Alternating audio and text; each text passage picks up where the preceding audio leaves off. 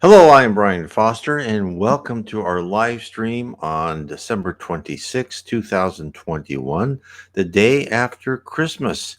And let us begin with a prayer. Dear Jesus, thank you for watching over us, and thank you for letting us celebrate Christmas again this year. Please guide us through these tough times we're living through now with all the different things that are happening in our lives with the government and the economy and will happen in the future. Please help us keep our heads up high and our morals straight, and help us learn how to behave in our lives so we can improve better for the next life. Amen. So tonight is really interesting. It's a conversation with Mozart about the spirit life. Talks about the types of planets, and what is music in heaven in conversations with Mozart. There's also, I believe, a picture of his house. So before I begin talking about that, let us talk about Spiritism, how you can get more information. I would recommend that if you'd like to start out and get more information about Spiritism, go to my blog, nwspiritism.com. Download the free PDF, Spiritism 101, the third revelation. It's also in French.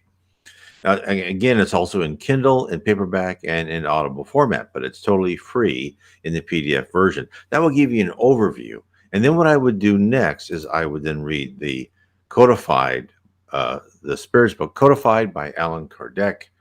And you can find that on PDF too. You don't have to buy that in paperback, but you can find it on PDF. Just type in Allan Kardec space PDF, and you'll find the Spirits book, the Book of Mediums, Heaven and Hell, Genesis, and the Gospel According to Spiritism. You'll find all of his major books in PDF version, so it won't cost you a penny. In fact, that's how I discovered Spiritism, by trying to search how could what happened to me happened, and then this is how I found Spiritism. So let us start with Family Conversations from Beyond the Grave, Mozart.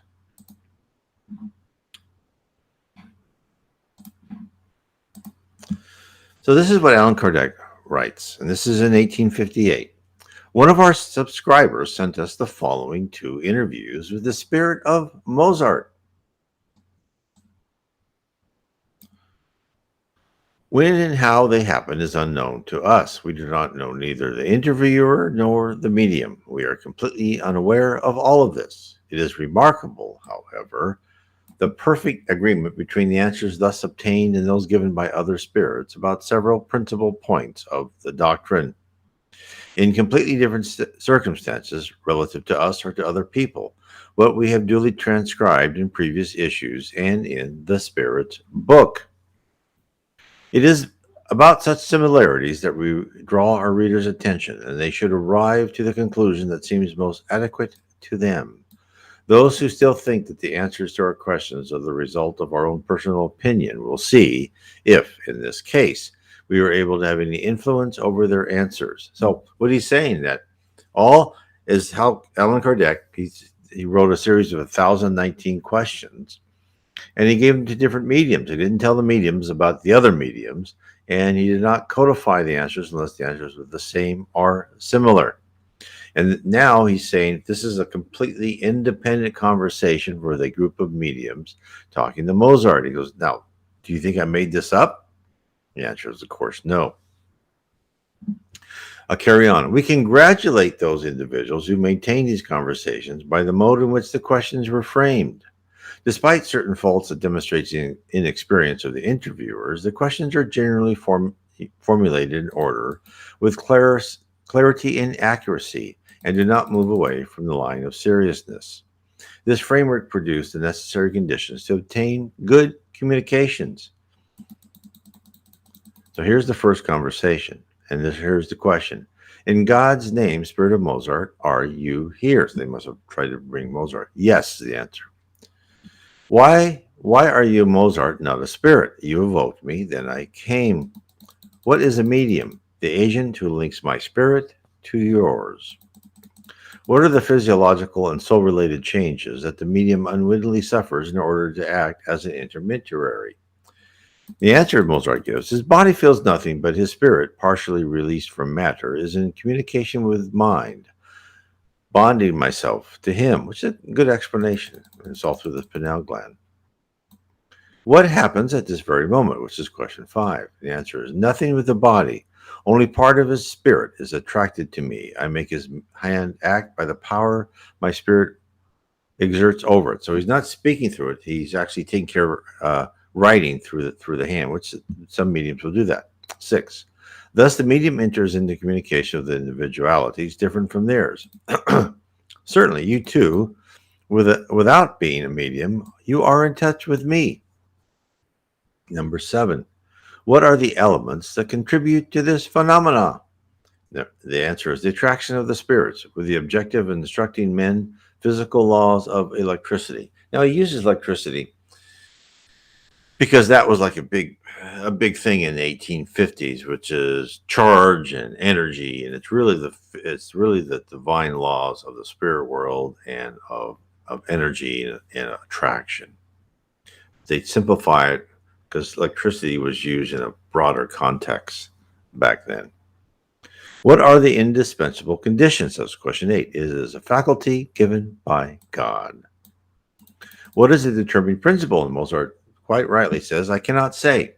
Now, this is a great clue for when, if you're in a medium's meeting and you think you're talking to a higher spirit and you ask them a question and they say, I do not know.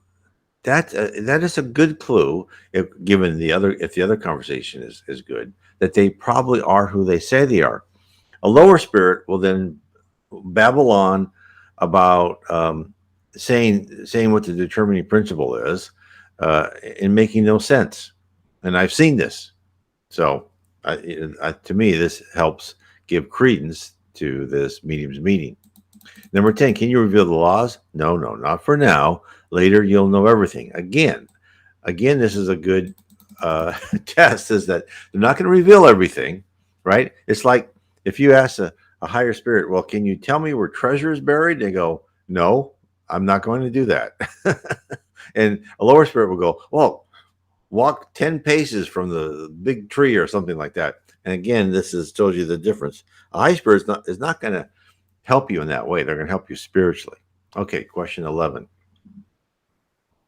In which positive terms could one announce the synthetic formula of such a wonderful phenomenon? He says, unknown laws that you could not understand. So he really understands, the spirit of Mozart understands the technological level of his audience, and he's not going to go into these things. I'm sure if he's on an advanced planet, he understands them. But it's going to be beyond these people. He's not going to even bring him down that path. Again, that shows you the how a wise spirit treats, without condensation and without showing his superiority, how he treats people who aren't as who are ignorant. I'm not saying ignorant in a bad, stupid way. I'm just saying that they don't know, and they really don't have the capacity. Even we don't have the capacity to know a lot of these things now. And this is how the spirit world will treat people. They will not force information upon you. They will wait until you are ready. And if you are stuck in some sort of misconception, they will not pin, they'll not prick it with a pin. They'll not just blow it up and say, oh, you're totally wrong. No, they will just wait till you're ready, and they'll give you more information till you're ready to rectify that misconception. They're not going to force it on you. This is why, even Jesus Christ, when he came to earth, didn't say, he was pretty subtle. Some things not so subtle because that's the flow and the technology and the culture of the time, but pretty subtle. Okay, number 12. Could the medium communicate with the soul of a living person? In which conditions? It says, easily if the person is asleep. Of course, the person said. Number 13. How do you understand the word soul? And the answer is divine spark. And the word spirit. Spirit and soul are one and the same thing. Now, again, this is in Spiritism. I know different people ask me, what's the difference between the soul and the spirit? And I said, in Spiritism, it's the same thing. We use the words interchangeably. Some people have different definitions. And so Mozart said, what is the soul? And it says a divine spark. Now, the more I read from Spiritist writings, the more what I understand is a spirit is, and spirits will call us personalities. So put that in air quotes, right? Personalities. And what we are we are encapsulated logic, who within this encapsulation logic are unique identities, unique characters, unique personalities. And when we derive these unique personalities through millennial and countless numbers of lives and different experiences, controlling all the way from primitive organisms to our free-willed human. And so the spirit world, in their infinite wisdom, and God in his genius, right, that we cannot even comprehend, makes us unique and makes all sorts of non-cookie cutter spirits. I mean, people ask, well, why is the world so chaotic, and why do bad things happen to good people, and these rotten people, they have yachts and they steal money and they're fine. Well, because God lets us have free will. We have free will to make every error we want. We have free will to be as dumb and mean and stupid and treacherous and criminal as we desire. Now, that will all catch up to every one of us. Karma is real. The process of reincarnation will make sure that everyone has to pay for their past deeds. There is no escape from that. But in the midst of living, you can do what you want. I don't recommend it because it could take lives. But anyway, that is why that's true, because that free will creates unique spirits. And we go through this, and people have hard trials and tribulations, but you have to remember, these are all temporary. You're immortal. These are just, these are like when you're 5 years old, you don't get that cookie and you throw a fit. It was the worst thing in the world that your parents didn't give you that cookie, but your parents knew you'd live through it. And amazingly, you did. So that is, we have to put things in their perspective. Number 15, as an immortal spirit, has the soul consciousness of the instant of death, consciousness of itself, or of the self immediately after death? The answer is the soul knows nothing about the past and ignores the future, unless after the death of the body. Then the soul sees its past life and its last trials, chooses its new expiation on a new existence as the forthcoming trials. Thus, no one should regret their sufferings on earth, but withstand them with courage. Now, what Mozart is saying is, when you are in your body, your physical body, you're not allowed entry into this huge amount of information that is the spirit realm, this matrix, let's call it, this universal database. When your soul and your spirit resides in the spirit realm, you have access to a lot more information. But when you're in your physical body, when he says knows nothing about the past, he means the past before your physical past, and you don't really understand your future. Now, when he says when you die, you see its past life and its last trials and chooses a new expiation.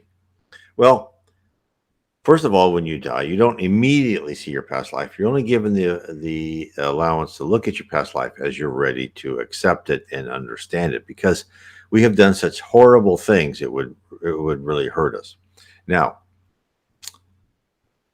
a physical person who dies and goes to the lower zone of the dark abyss, which is a type of purgatory, there's no eternal punishment, really doesn't get to choose their new expiation on a new existence. They are assigned one. It is like letting a second grader decide what subjects they want to learn.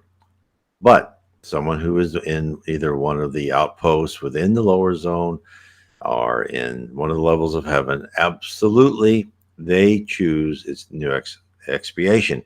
Now, they don't do that alone. They do that in concert with their mentors and their friends and their comrades, and maybe their soulmate they're going to be born with, and so on and so forth. And they get input on what their plan is, because A lot of times, what we are told that people will choose a trial that is too tough for them, and that we have a tendency, as being our personalities and humans on Earth, when we go back to heaven, we have a tendency to really want to expiate everything in the fastest way possible, and sometimes we need to take our time. So we are, again, as the spirit world says, we are our worst judges, because when we go against our conscience, we really feel physically ill, and it gives us stress, I should say. Now you can say, well, I know, like, these criminals out there, they're robbing and mugging people. They don't feel regret. Well, they don't. They hide it very well, but it will catch up to them. Maybe not this life, but it will as they go through trial after trial, and they learn to listen to their conscience. It will catch up to them. Number 16. Is the soul disconnected from all the elements after death, from all earthly ties? The answer is not from all elements. The soul has a proper fluid extracted from the atmosphere of its planet, showing the appearance of its last incarnation. The earthly ties are nothing to the soul. So when he says the soul is proper fluid, he's talking about the perispirit, which is the format of your body, the outline of your body, and you look like who you look like when you've died. Now, of course, as the longer you're in the spirit world, you become younger, or if you died younger, you become a little bit more mature, depending how you wish to look. Does the soul know where it came from and where it is going to? And he said the answer to the question 15 above solves all that. There you go. That's all your expiation and trials. So this is why, as Allan Kardec said, this is pretty good. Does the soul carry anything from Earth? It was number 18. And the answer is nothing other than the memory of the good deeds, the regrets for the faults, and the desire to move to a better world. And that is very, good, succinct explanation. And that's really what we have. Why are we here on Earth? It's not to accumulate houses and cars and yachts and all of that. It is to reform and improve our character, remove the primitive emotions, hate, anger, that type of, and then replace them with civilized emotion of love, fraternity, charity, and honesty. And that's really what you're bringing with you. You're bringing your improved character. Number 19, does the soul embrace, in retrospective glimpse, its entire past life? Yes, to serve its future life. So it does that in order to understand. Does the soul perceive the object of the earthly life and its meaning, the importance of what is done here with respect to future life? So when you're in the spirit world, then you understand, oh, okay, I was there to be trained, not to have a great time. And the answer is yes, the soul understands the need for depuration to get to the infinite, wishes to purify in order to achieve the blessed worlds. I'm happy, but I'm not yet in the worlds from where one enjoys the vision of God. So I believe Mozart is in a planet higher than a planet of regeneration. We are right now in a planet of atonement, where we live life after life, paying for past wrongs. The earth will become a planet of regeneration. We're in that process, the preparation for that process right now. It will be slow. It doesn't become one like a snap of your fingers, but we will be there. And after that, I believe, is a happy world. Number 21, is there a hierarchy of spirits in the future life? What is the law? The answer is yes. It is the degree of depuration that characterizes, probably the degree of spiritual maturity, I think is a more modern word when we take it. Goodness and virtues are the titles of glory. And in fact, again, you'll see this over and over in spiritual literature. Someone will die, some simple person in an accounting office, someone who works in a poorhouse, a cobbler, and they will be just celebrated when they come to heaven, because they, with their poor amount of resources, they were good, they help people, and that's more important than someone who's rich gives $10 to the guy in the corner, because that's nothing according to his, the ratio of his giving to his money. But these people who really give when they almost shouldn't, right? They do, but it's a large percentage of what they have. They give of themselves. and they give good advice. Maybe it's not anything physical, it's just good advice, it's a shoulder to cry on. Those are the people that have the title of glory. Number 22 is the intelligence that determines the ascending march as a progressive power, mostly by the virtues, by loving thy neighbor. Number 23, a hierarchy of spirits presumes a hierarchy of residences. Does it exist? How? The answer is the intelligence, which is God's gift, is always the reward of the virtues of charity and love to the neighbor. The spirits inhabit different planets according to the degree of perfection. They enjoy greater or lesser happiness on those planets. So, again, that's interesting, and that's exactly what Spiritism says also in the different types of planets. And as we ascend in the hierarchy of planets, which we are doing now, we become less dense. We use more of our brain, right? The spirit world has said we use very little of our brain, and that's actually backed up by what science tells us, our current science. And eventually into a higher and higher planet, we won't even walk. We'll just glide, just like spirits do. We'll be almost as less dense as spirits are. But right now, we're very dense, right? And of course, as spirits in their spiritual hierarchy go, they become a higher ratio of energy to matter. That's why you can't see them, because there's such a high ratio of energy to matter. Number 24, what should we understand by superior spirits? The purified spirits. And that's why we're here. We are on our quest for purification. Number 25, is our planet the first of those steps, the starting point, or have we come from an even inferior point? Then the answer is there are two globes before yours, which is one of the least perfect. So there's a primitive planet before ours. I don't know what the one before that. So it might be something even less. In which world do you live? Are you happy there? He says, Jupiter. I enjoy a great calm there. I love everyone around me. There is no hatred. Now, for those who say, well, there's no one on Jupiter, just a big ball of gas, right? And as far as our scientific instruments and as far as what's in our current physical dimension, that is perfectly true. And what I have learned and is there are multiple dimensions even in the physical world. Even our science says there's multiple dimensions. So he's in a Jupiter in a different dimensions. We cannot detect his Jupiter. Just like Spiritism says there are other planets in our solar system that are higher level than ours, and we cannot detect them because they're in a higher dimension, a different dimension, you could say.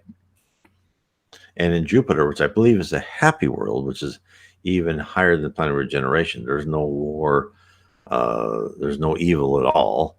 And in a planet regeneration, it's much better. But people are still learning. But you won't go through the harsh trials and tribulations.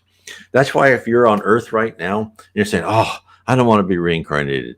You're almost there. Don't give up. Keep going through your trials and tribulations. You're almost there to live on a much better planet, a paradise, which it should be. Okay, number 27. If you have memory of your earthly life, then you should remember the couple A from Vienna. Have you seen them both after your death? In which world and under which condition? I do not know where they are, is the answer. I cannot tell you. One is happier than the other. Why do you ask me about them? Number 28. Due to one unique word indicative of a capital fact of your life, which you could not have forgotten, can you provide a positive proof of that memory? I request that you tell me that word. Love, appreciation.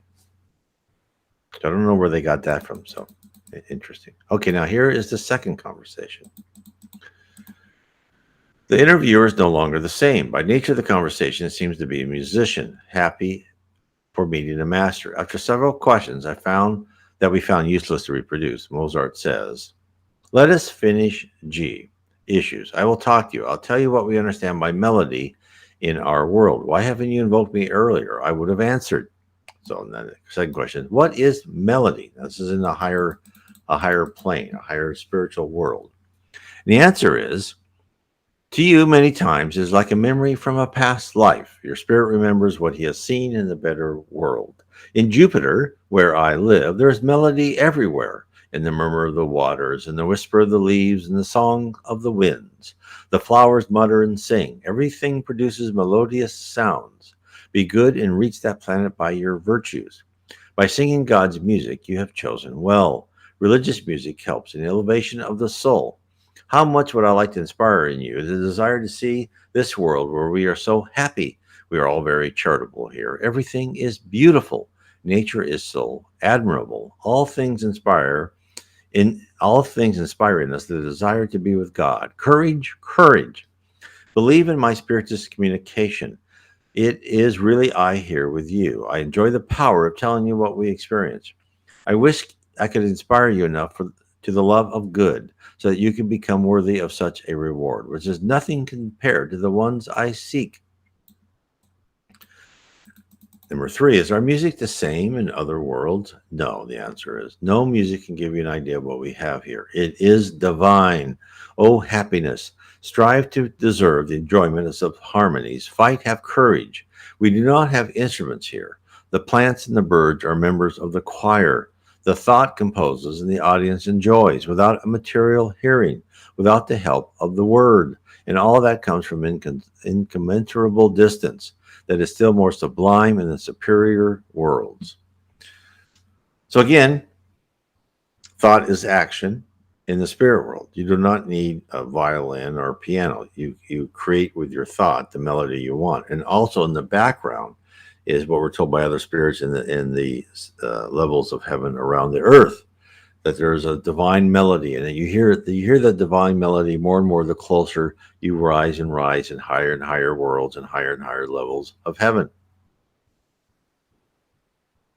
And those things will make you feel good, right?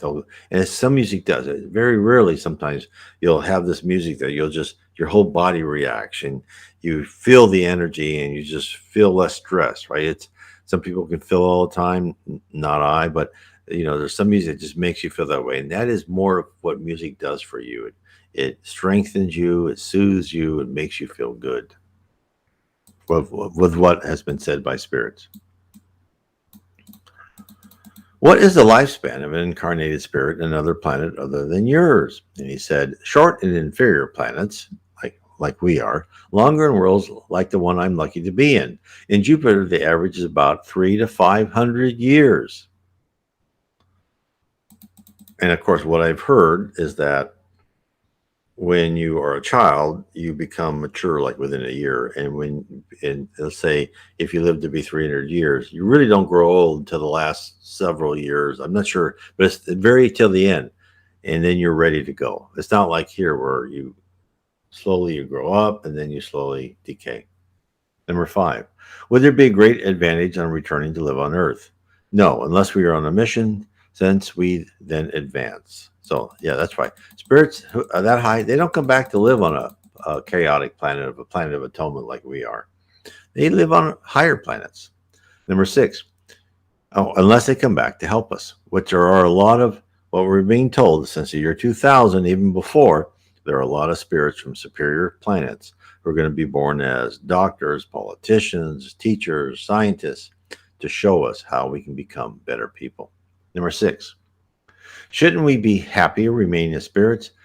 The answer is no, we would stay stationary. We ask for the reincarnation in order to progress towards God. Now that is key.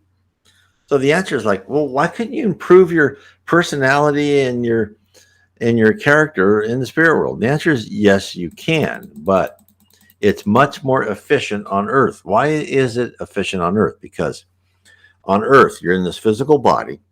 They take most of your senses away from you. You don't have the background of nice music to make you feel good all the time. It's like you only know about 1/8 of the world around you. It's like you have blinders on if you're a horse. So therefore, you're vulnerable to all the stimuli that comes and affects your emotions. And through these stimuli, like people doing bad things to you because you did bad things to other people in past lives, you will learn to really, and they call this the pain is a great teacher. I hate to say it, but it's a great teacher. You learn to really reform your character and take out all those primitive emotions. Number 7, is it the first time I am on Earth? No, but I cannot talk about your spiritual path. Could I see you in dreams? The answer is, if God allows so, I'll take you to my residence in your dreams, of which you shall keep the memory. Where are you here? Between you and your daughter. I see you. I have the appearance I had when alive.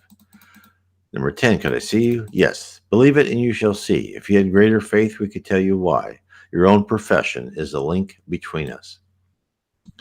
How did you come inside here? The answer is, the Spirit penetrates everything.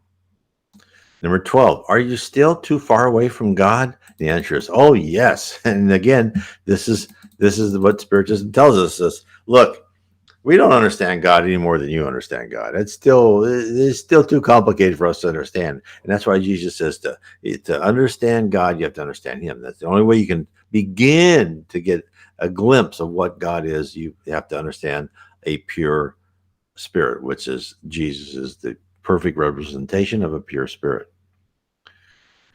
Number 13, do you understand eternity better than us? Yes, yes. You cannot understand it in the body. Number 14, what do you understand by universe? Was there a beginning? Will there be an end? And the answer is, according to your thoughts, the universe is your land. Senseless. The universe does not have a beginning, nor will it have an end. Understand that it is entirely God's work. The universe is infinite.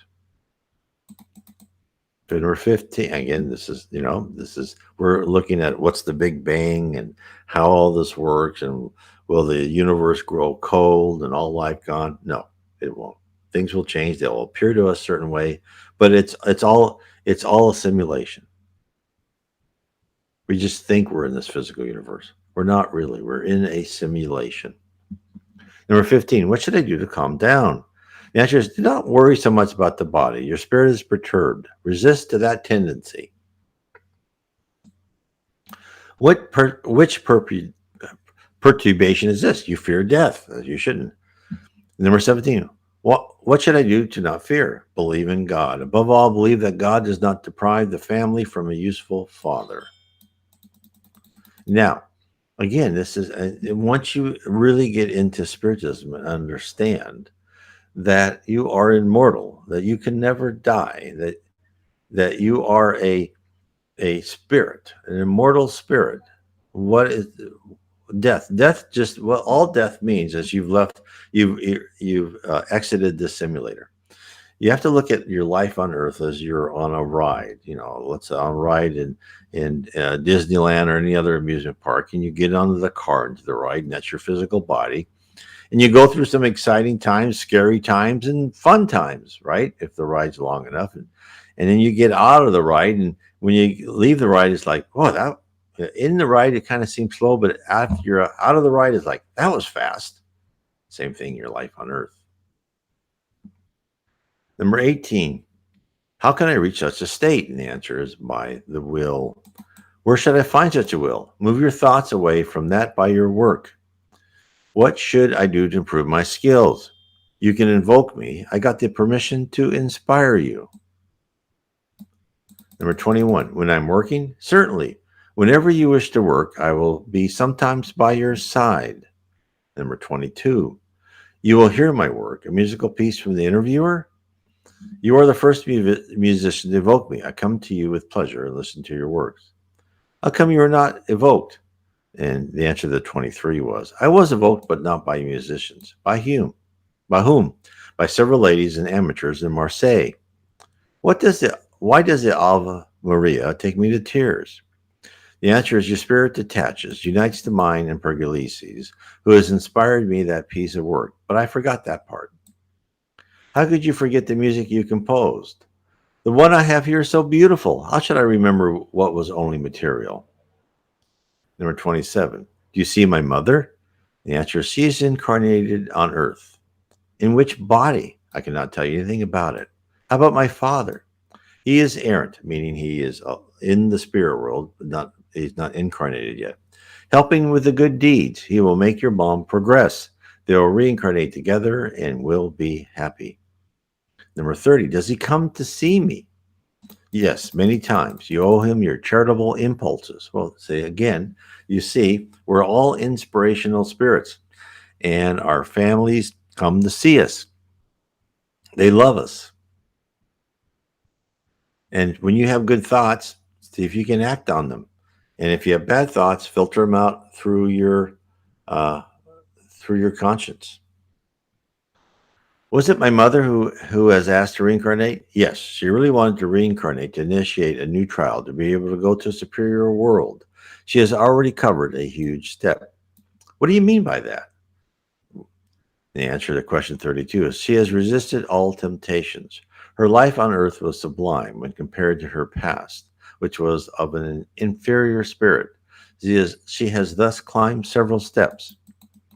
She had then chose a trial beyond her strength. Yes, that is right. When I see her in my dreams, is that her herself that I see? And the answer is yes, yes. Uh, Number 35. Has Bishat, I don't know if I'm pronouncing that right, been invoked on the very day of the inauguration of a statue? Would he have responded? Was he there? Yes, he was, and I was too. Number 36. Were you there? The answer is, as several other spirits, you appreciate the good and feel happy when you glorify those concerned with the sufferings of humanity. And then number 37 is, thank you, Mozart. Goodbye. And he said, believe me, believe that I am here. I am happy. Believe that there are worlds above yours. Believe in God. Evoke me more frequently in the company of other musicians. I'll be happy to instruct you, contributing to your progress, helping you to elevate to God. Evoke me. Goodbye. And that is what we have from Mozart today. And again, that was just a wonderful conversation that, as Allan Kardec wrote in the preamble to that mediums meetings transcript, it goes right with Spiritism. I mean, I believe that is the Spirit Mozart. And funny is that I don't know if it's this year, another years, that they invoked the spirit of Diogenes. Now, if you remember Diogenes, and again, this is another, you can see how Mozart was. He was kind, he was generous. He wouldn't give you all the answers. He said, no, you got to learn these things on your own, right? It was his personality. But then they invoked the spirit Diogenes, who I believe was also on a superior planet. I don't know if it was Jupiter. And of course, now if you remember, Diogenes was a spirit who talked about, he was the one who went through with a lantern looking for the honest man in Athens. Couldn't find him. And he was also the man who was sitting by the side of the road. Alexander the Great came up to him and he said, Diogenes, what do you want? He goes, well, get out of my sun, right? Because you're casting a shadow and I'm cold. So, and he always, in the few writings we have, he was kind of, he was brilliant and knew what he was talking about, but, kind of direct and cranky. And the funny thing is, when they invoked him, he was the same way. And he said, and I'm paraphrasing him, this is from memory. Hopefully one of these days we'll get to it and I'll talk about it more. He said, okay, well, Diogenes, what do you think of us here? He goes, you guys are slaves. And I thought that was like just a really eye-opening comment from the spirit Diogenes, because he'll just tell you the bitter truth. This shows you the different characters. Not everybody's like this wonderful people. And he says, and of course, when he said that you're slaves, he means that we have to go through trials and tribulations that are set for us. And that our free will is more into what our choices are within those trials and tribulations. Now that changes as we go on higher and higher planets. And let's show this. Yeah, now here's this comment. This very good comment. You must be very careful. Demons, which means lower spirits, often impersonate people, even famous people, all the time. This is why I'm going through and talking about this, is that yes, and that's why, that's why in parts of the Bible and different religions say don't talk to spirits. Well, Spiritism talks to spirits, but mediums should be trained, and that's why you need to read the medium's book when you do talk to spirits, because as Allan Kardec said, the medium spirits, the more you talk, the more they will reveal themselves. And I've been in mediums meeting when a spirit says, "Oh, I'm just so and so," like someone famous, right?